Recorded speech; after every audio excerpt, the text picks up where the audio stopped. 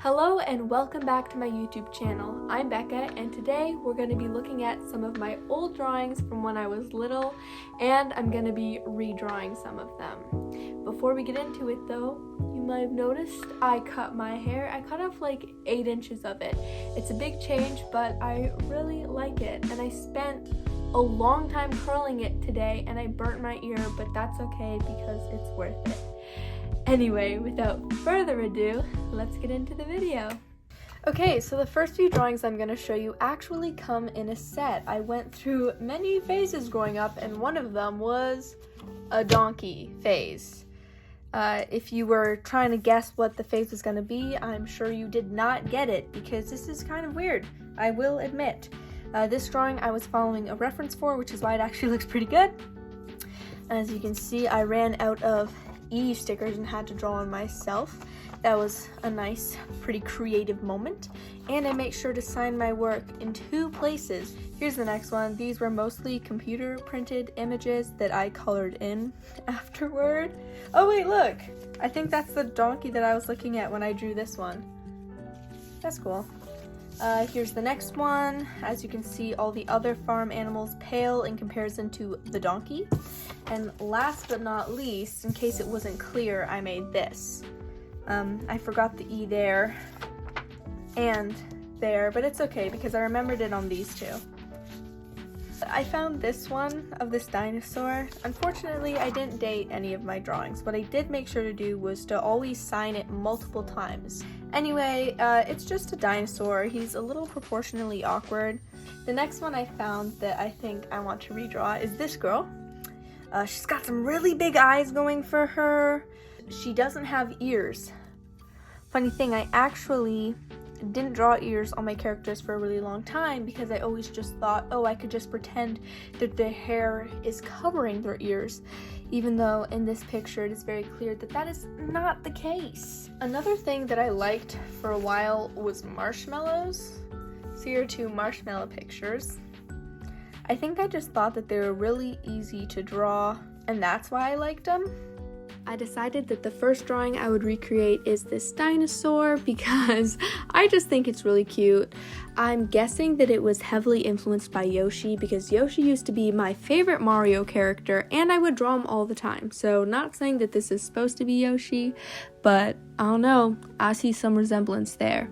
I think my biggest issues were with proportions, like the head is very large in comparison to the body and the tail doesn't make sense in reference to where the stomach ends, so I tried correcting those issues when I was drawing him. I would now like to take a brief moment to address the eyeball in the original because I just feel like there's a lot to unpack there. I don't really know what's going on, but you can tell that there's something off, and after looking at it for a very long time, I just think the thing that it's missing most is the white around the pupil. It's just not there. See, for some reason when I was younger, I thought that the bigger the eyeball, the cuter your character was going to be, and you'll notice that throughout the rest of this video. I always drew ginormous eyeballs on my characters with these really big like sparkles in the eyes because I just thought that that inherently made them so much cuter. To backtrack a little bit, after the original sketch was done, I lightly erased it, so sorry if it was a little bit hard to see for a minute there, and then I picked out the same colors to outline the character that were in the original, so that means dark green and dark blue mostly, but also black for the eyes, only this time it's not like staring into an abyss. Here is the finished outline, which means that it's time to start coloring in the character. I wanted to keep it true to the original, so I chose a green colored pencil to color in the body, avoiding all the spots. I think in the original, I probably just colored the whole body and then put the spots on after, on top of the colored pencil, which would have been a lot easier. Dang, young me was thinking smarter, not harder.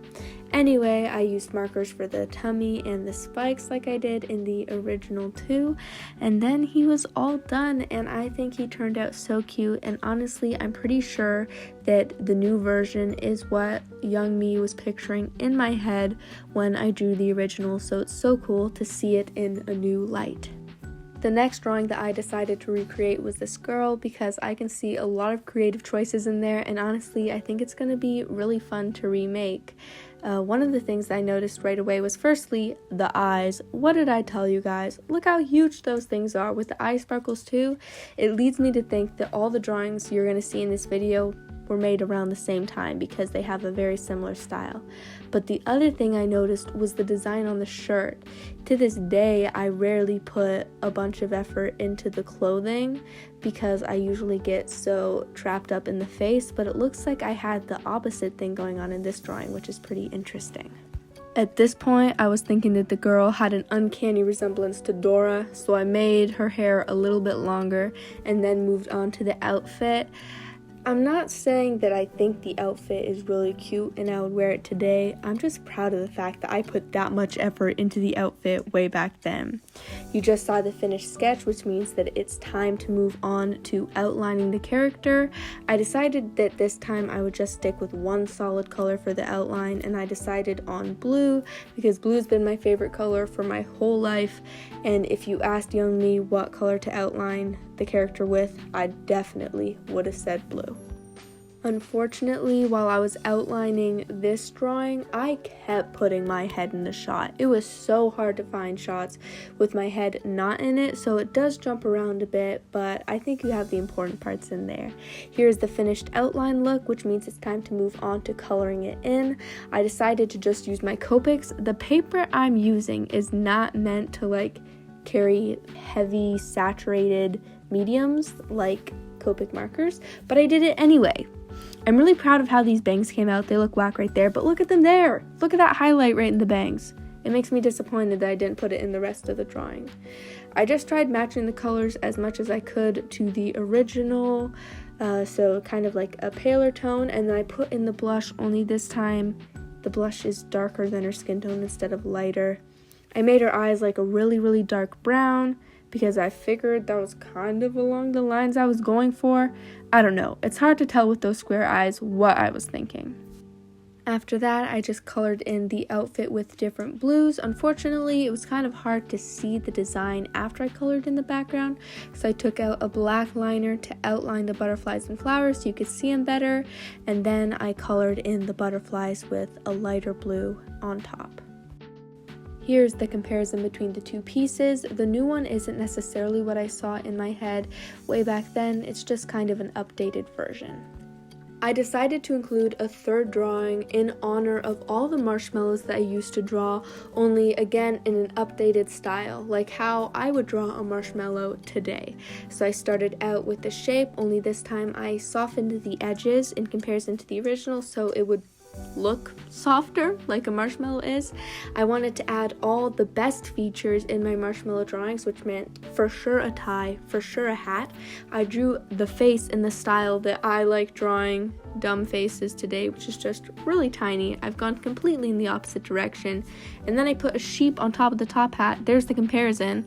I actually draw a sheep all the time, especially during school, so I really honed in my technique.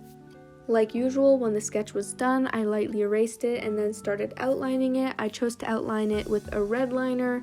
I don't really know why, I was just kind of feeling it. I think in the original one, I outlined it with a Sharpie. That's not really my thing anymore. I like thin liners, and so I just randomly chose this red one and went with it.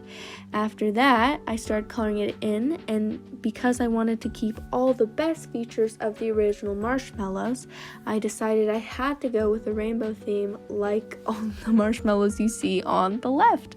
So I chose some of my favorite colors and then just started blending them out together. That's one of my favorite things about Copics. They blend so well into each other. Once I was done coloring in the actual marshmallow, I moved on to the hat and the tie, and I decided to color it in with a very toned down light blue so that it wouldn't compete with the very vibrant marshmallow himself.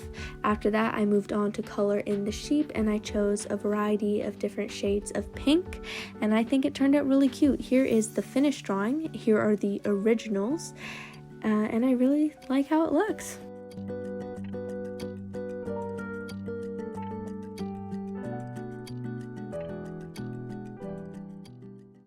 thank you for watching my video. I hope you liked it. That's all I have for you today. But before you go, I hope if you take away anything important from this video, it's that every day that you do art, you're improving. And even if you feel like you're not in a very good place right now with your art and you don't really like where it's at, just know that the more that you practice, the better you're gonna get. And one day you're gonna look back at where you are right now and you're gonna be like, wow, I've improved so much. So that's the important food for thought for today. Other than that, I just hope you have an amazing day, and I'll see you next time. Bye!